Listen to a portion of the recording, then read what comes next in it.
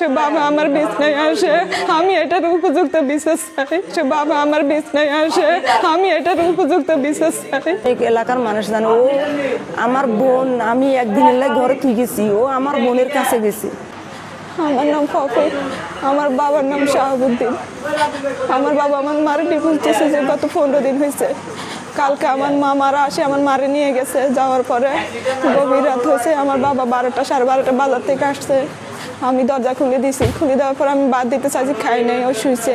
এখান থেকে গভীর রাত হয়েছে, ও আমার বিছনায় আসছে। আসার পরে আমি শিক্ষক দিছি আর ও আমার সাথে জবরদস্তি করতেছে। পরে আমার ভাই আসলো ঘরে, ছোট ছোট ভাই বোন ছিল, বড় একটা ভাই আসলো আমার ছোটই। ও আসে, ওর সারি আমার বাইরে মারধর করছে। পরে আমার বাইরে সবাই শিক্ষক দিয়ে আমরা সবাই ডাকছি আর সবাই আসে আমার আব্বুরে মারছিল। সবাই মিলে এগুলো দেখে আমার আব্বুর চরিত্র খারাপ দেখে সবাই আগ থেকে জানে আমার আব্বুর চরিত্র খারাপ। আমার আব্বু একজন এরকম জন্ম দিয়ে তো মেয়ের কাছে আসে, আমি এটার বিচার চাই। কালকে আমার মা ছিল না, আজকে আমার মা আসছে। আসার পর থেকে